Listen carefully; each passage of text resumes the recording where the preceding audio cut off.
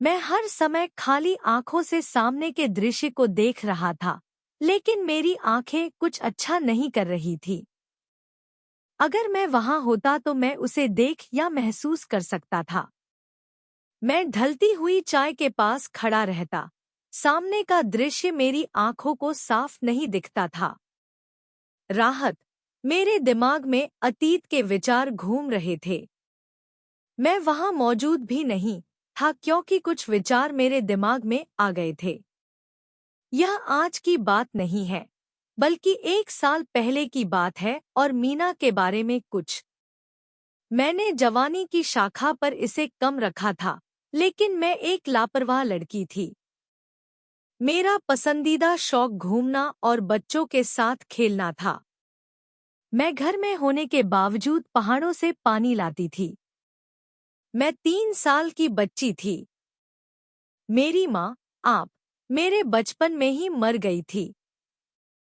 मेरे चाचा ने मुझे एक दोस्त दिया था जो मेरे नखरे बहुत अच्छे से संभालता था। उसके भी कोई बच्चे नहीं थे, लेकिन वो अकेला ही रहता था क्योंकि उसकी शादी के 5 साल बाद एक बच्चा हुआ था। इसलिए वो मुझसे बहुत प्यार करता था और मुझे कुछ भी करने से नहीं रोकता था। मेरे चाचा की एक दुकान थी जहां वो काम करता था।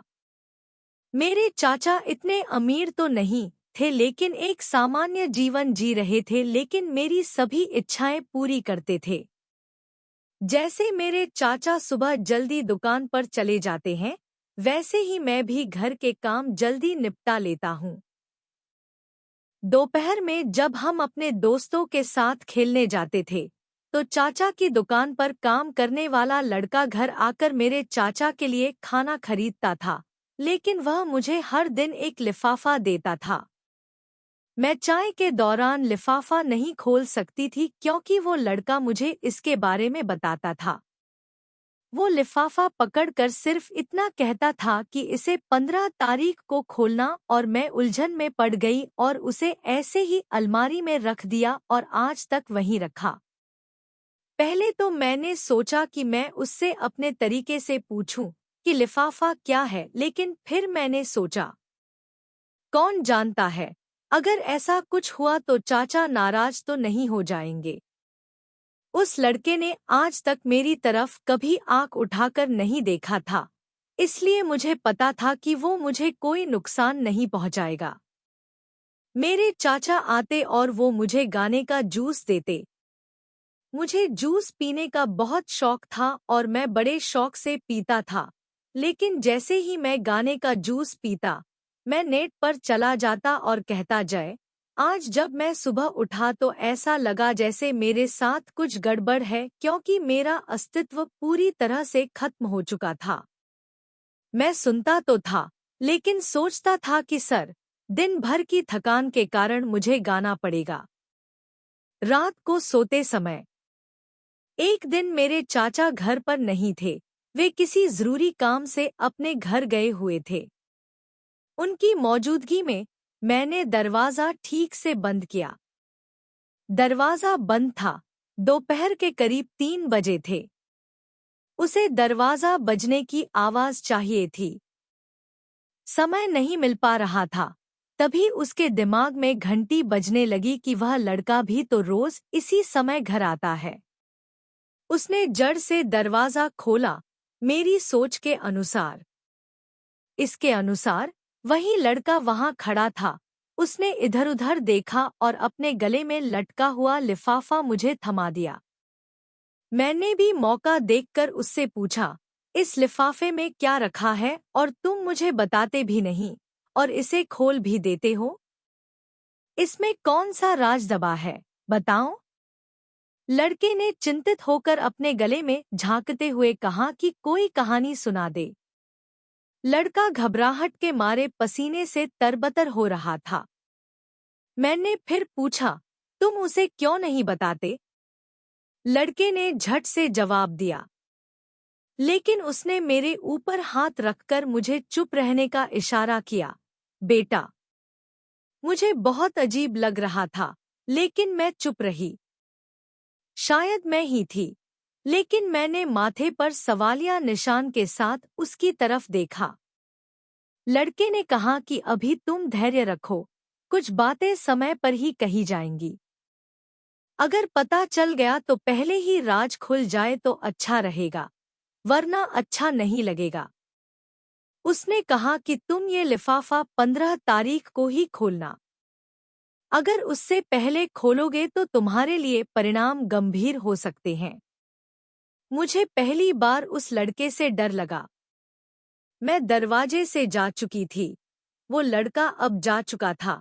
मैं मुसीबत का शिकार हो रही थी। मैं तपती हुई वहीं खड़ी थी। मेरे मन में एक ही सवाल था, आखिर लिफाफा क्या है? मैंने अपने हाथ में पकड़े लिफाफे को ध्यान से देखा था। वो ऐसा था जैसे अंदर कुछ कागज हों, पर मुझे उसे खोलकर देखने की अनुमति नहीं थी।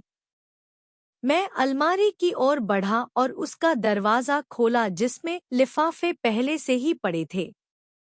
गहरी सांस लेते हुए मैंने लिफाफे आज उनके पास रख दिए। पहली बार मैंने लड़के से कुछ सवाल पूछे थे। मैंने उससे कभी बात नहीं की थी। इसी सोच के साथ मैंने रात तक खाना पकाया। चाचा पहले ही आ चुके थे। उन्होंने अपने हाथ में एक भारी कपड़े का थैला लिया और उसे कमरे में ले गए। मुझे नहीं देखा। 10 मिनट बाद मेरे चाचा अपने कमरे से बाहर आए और उनके हाथ में एक और थैला था जिसमें वे हर दिन की तरह मेरे लिए कुछ करने का उत्साह दिखा रहे थे। मैंने मुस्कुरा कर जूस पकड़ लिया। चाचा गुस्से में दिख रहे थे। मुझे लगा कि दुकान पर कुछ गड़बड़ होगी। इस कारण वह खाना खाते समय टेंशन में था। उसने मुझे एक नज़र देखा और बाहर चला गया। मैं डर के मारे उलझन में था कि अब अंकल घर आएंगे, इसीलिए बोलने वाला सोनी के लिए अपना काम कम करने आया था। मुझे रोज जूस पीकर सोनी की आदत डालनी चाहिए। मैं चला गया, पर जैसे ही मैंने जूस पिया मुझे ऐसा लगा जैसे किसी नशे के कारण पीलिया हो गया है। इसीलिए मैं चैन की नींद सोता था और जय घर पर था। मुझे घर पर आज़ादी कैसे मिली? आज सुबह जब मेरी आंख खुली तो मैंने देखा कि चाचा घर नहीं आए थे। मैंने बड़ी मुश्किल से उन्हें फ़ोन लगाया, जबकि मैंने उन्हें पहले ही फ़ोन कर दिया था। मैं सहम गया। पीछे से शोर सुनाई दे रहा था। तभी चाचा ऊंची आवाज़ में बोल रहे थे। कह रहे थे कि मैं दुकान पर गया हूँ, इसीलिए आज तुम अकेले ही नाश्ता करो। मैं ऐसा इसलिए कह रहा था, संगीत, क्योंकि जहाँ मेरे चाचा की दुकान थी वहाँ से कोई गाड़ी नहीं गुजर रही थी और न ही ज्यादा शोर था। इस अंकल से बात करते हुए मुझे पीछे से आती हुई आवाज़ें सुनाई दे रही थी। मैंने खोजते हुए नाश्ता बनाया और फिर नाश्ता करने के लिए टेबल पर बैठ गई, करने लगी और फिर घर की सफाई में खो गई। आज मैं बिना किसी इरादे के उस लड़के का इंतजार कर रही थी जिसका आगमन हुआ था। मेरी नज़र बार बार दरवाजे की तरफ जा रही थी, लेकिन अब तक कोई ऐसा नहीं आया जो जज कर सके। 1 घंटा बीत गया और मैं इंतजार करता रहा, पर कोई नहीं आया। खाना खाने के बाद मैं कमरे में जाकर लेट गया। आज वो लड़का नहीं आया था जो रोज आता था। मेरी तबीयत में अजीब सी बेचैनी थी, जबकि मेरा दिल किसी चीज में नहीं लग रहा था। रात को जब चाचा घर आए तो मैंने बहाने से उनसे पूछा कि क्या तुमने आज खाना नहीं खाया? मेरी बात पर मैं जोर से बोल पड़ा। मैंने भी अपने बेटे से पूछा, क्या हुआ, तुमने दोपहर का खाना नहीं खाया? मेरे चाचा ने मुझे घर जाने को कहा और कहा कि मुझे इस बड़े काम में हाथ नहीं डालना चाहिए। उसके बाद साझेदारी खत्म हो गई।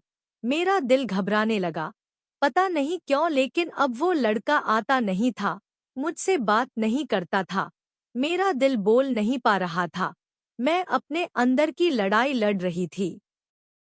मैंने कमरे की ओर बढ़ने की कोशिश की, लेकिन पीछे से मेरे चाचा की आवाज़ सुनकर मैं स्तब्ध रह गया। मेरे चाचा मुझे दूसरे मर्दों पर भरोसा न करने की सलाह दे रहे थे। वह लोगों के अलावा कुछ नहीं देते। मैं स्थिर खड़ा रहा। इसका मतलब किसी ने उसके लड़के को बताया था। मैंने अपने चाचा को उनके आने की सूचना दी थी। इसीलिए उस व्यक्ति ने मेरे चाचा को बताया कि एक लड़का था जो मेरे चाचा की अनुपस्थिति में घर में आया था। शुक्र है कि मेरे चाचा को पता नहीं चला कि वह लड़का कौन था। मैंने उनकी बात सुनी। उसने अपना सिर हिलाया और कहा कि मेरे चाचा को उसे 3 दिन तक उस लड़के के पास नहीं भेजना चाहिए और उसने अपने अजीब व्यवहार से उन दोनों को कैसे परेशान कर दिया है। यानी चाचा को भी इस बात का एहसास था कि उनकी अनुपस्थिति में दुकान वाला लड़का ऐसा महसूस करेगा। मैं उसे खोलना चाहता था, पर फिर मन किया कि 15 तारीख को ही खोलना है, चाहे कुछ भी हो। पर उस लड़के का वादा था, मैं उसे तोड़ना नहीं चाहता था। 15 तारीख में 3 दिन बचे थे और मेरा दिल अपनी हदों से धड़क रहा था। पता नहीं मेरे अंदर कौन सा राज बह रहा था, पर आज भी मैं चुप बैठा था। दरवाजा खुलने की आवाज आई। मेरा दिल धड़क रहा था। मैंने धड़कते दिल से दरवाजा खोला। सामने एक लड़का खड़ा था। उसने मुझसे खाना मांगा। मैंने जल्दी से सर हाँ में हाथ हिलाया और अंदर भेज दिया। खाना पैक किया और बाहर खड़े लड़के को दे दिया। लड़का लिफाफा पकड़ा और वह जोर से मेरी कलाई पर लगा। जब मैंने बात की तो लगा कि मेरे कान के पर्दे फट जाएंगे। रिश्तों पर एक संदेश भेजें। मुझे यकीन नहीं हुआ। लड़के ने भी मुझसे यही बात कही थी और चला गया था। मैं समझ नहीं पाया कि उसका क्या मतलब था। मैंने अपनी कलाई को देखा जो लाल हो रही थी, जबकि मैं अपने दूसरे हाथ में एक लिफाफा पकड़े हुए था। सोच रहा था कि मेरे चाचा किसी और के आदमी पर क्या कहते हैं। भरोसा अच्छा नहीं होता, जबकि दूसरी तरफ लड़का कह रहा था कि खूनी रिश्ते पर भरोसा करना अच्छी बात नहीं है। मन में बहुत सारे सवाल चल रहे थे कि किस पर भरोसा करूं और किस पर नहीं, कौन सच्चा है और कौन झूठा। हर समय हर चीज अपने समय पर। आपको पता चल जाएगा कि मैंने किसी पर भरोसा नहीं किया।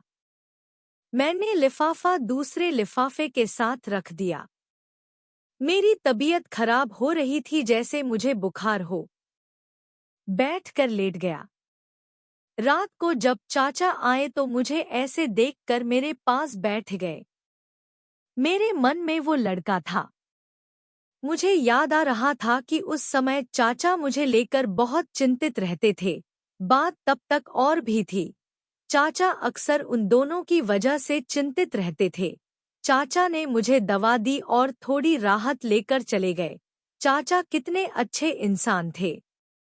मेरे चाचा के बड़े भाई में कभी बड़ा सोचने की शक्ति नहीं थी।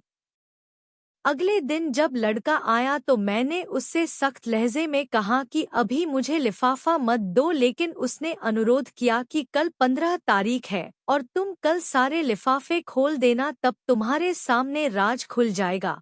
सवाल मेरे हाथ में ही रुक गया। मैं बेसब्री से सुबह का इंतजार कर रहा था।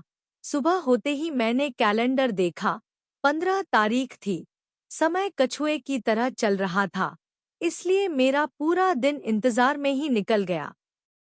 मैंने उससे भावुक होकर बात की। मैंने उसके लिफाफे खोलने का इंतजार किया। मेरे लिए कितने का होगा? वो लड़का टाइम पर था। आज भी मैं लिफाफा लेकर आया था। मैंने उससे कहा अभी खोलो, पर वो बोला नहीं, आज रात 7 बजे खोलना। मैंने सोचा गुज्जर ने इतना समय कहाँ लगाया। फिर समय बीतता गया और 7 बज गए। वो मुझे ठोकर मार रहा था। जैसे ही मैं अलमारी की तरफ बढ़ा, मेरा हाथ बहुत तंग होने लगा। धड़कते दिल से मैंने वो लिफाफा खोला जो उसने आज दिया था। अचानक मेरे दिल से एक दुआ निकली कि काश ऐसा सच होता। हो न हो, पर मुझे कुछ मुश्किलों का सामना करना पड़ा और फिर ऐसा सच खुल गया, पर मेरी आंखें खाली रहीं, इसीलिए मेरा वजूद मुझे पता चल रहा था। हालात के साथ साथ मैंने बाकी सारे लिफाफे भी खोले जिनमें खाट नहीं थी, पर पैसे थे। मैंने मुंह पर हाथ रख लिया, परेशान होते हुए दरवाजे की तरफ देखा और संगीत। मैंने अपनी सोसाइटी पकड़ी और चादर लपेटी। बाहर वही लड़का खड़ा मेरा इंतजार कर रहा था। मैं जल्दी से उसके पास पहुंच गई। वो लड़का मेरा समाज है। वो मेरे साथ वहां लेटी थी और रात को शहर में ले गई थी। वो मेरे चाचा के घर से भागी थी। चाचा जब घर आए तो गुस्से से लाल हो गए। मुझे घर पर न देखकर उन्होंने मेरे साथ भी ऐसा ही करने की कोशिश की। मैं उन तक नहीं पहुंच पाई। लड़के के साथ भागकर कोई गलती नहीं की थी। उन्होंने मुझे बचाया था और उनसे शादी की थी। मैं हमेशा के लिए उस शहर को छोड़कर अपने पति के साथ यहाँ आ गई थी और यहाँ आते ही मुझे घर मिल गया। लड़के ने मुझसे शादी कर ली थी और आज मैं ही मेरा पति था। बिना किसी कारण के मैं लड़का ही मेरा पति बन गया था। रिश्ते पर से भरोसा उठ गया था। मेरे चाचा मुझे मार डालना चाहते थे क्योंकि मेरे दादा ने सारी संपत्ति मेरे पिता के नाम कर दी थी। लेकिन मेरे पिता ऐसा करने से पहले वह जगह मेरे नाम कर देते। मेरे चाचा ने मुझे फांसी पर लटका दिया था। अगर मैं मां होती तो सारी जमीन जायदाद उनके नाम हो जाती। अगर मेरे चाचा मुझे अपनी जमीन देते तो मैं बिना कुछ कहे सब उनके नाम कर देती। कुछ किया लेकिन उन्होंने मेरे खिलाफ ही षड्यंत्र रचा था। लड़के ने खाट पर पूरी सच्चाई लिख दी थी कि मेरे चाचा रोज जूस में जहर मिलाते थे और जिसकी वजह से इंसान अचानक मरता नहीं बल्कि पीड़ा का पात्र बन जाता है। उसे ये सारी बातें सुबह सुबह पता चल गई थी क्योंकि वो दुकान पर अपने दोस्त को बताता था और वो लड़का सुनने में देर कर देता था।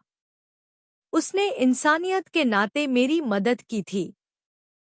वो लड़का मेरे चाचा के पैसे हर रोज एक लिफाफे में रखता था ताकि कम हो जाए, और आखिरी दिन उसने पैसों के साथ खाट भी रख दी और इसी में उसने मुझे उसके साथ भाग जाने को कहा। और मैंने सोचा कि अच्छा है कि मेरे चाचा ही मेरी जान के दुश्मन हैं, इसीलिए मेरे लिए उस लड़के पर भरोसा करना ही बेहतर था बजाय उसके साथ रहने के। मेरे लिए अच्छा साबित हुआ। शादी के बाद हम खुशहाल जिंदगी जी रहे थे। मुझे अपने चाचा की कभी कभी याद आती थी, लेकिन मैं उनसे फिर से प्यार नहीं कर सकती थी। मेरे घर से जाने के बाद मेरे चाचा ने मुझे हर गली में ढूंढा। मैंने उन्हें पहले ही बता दिया था कि मैं उस लड़के के साथ भाग गई हूँ जो उनकी दुकान से पैसे ले रहा था, जिसके कारण उन्होंने बहुत कोशिश की। मैंने उस लड़के का बहुत बहुत धन्यवाद किया जिसने मुझे 1000 रुपए दिए थे। मेरे पति हमेशा यही कहते थे कि उन्हें कोई लड़की नहीं मिली। वो मुझे सच्चे दिल से प्यार करते थे और अचानक मुझे लगा कि मैं अपने पति के पास खड़ी हूँ, लेकिन अब मेरे सामने का नजारा दिख रहा था। मेरे पति और मेरा बेटा अचानक पीछे के बटन से बाहर आ गए। मुझे यकीन था कि वो लड़की राजपूत पर नाचती थी जिसकी रक्षा कोई व्यक्ति करता था। लड़के ने बहुत प्यार से किया।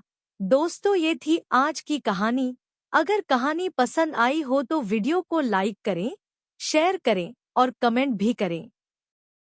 अगर आपने अभी तक मेरे चैनल को सब्सक्राइब नहीं किया है तो प्लीज सब्सक्राइब कर लें। अगर कोई गलती हो जाए तो प्लीज मुझे माफ करें।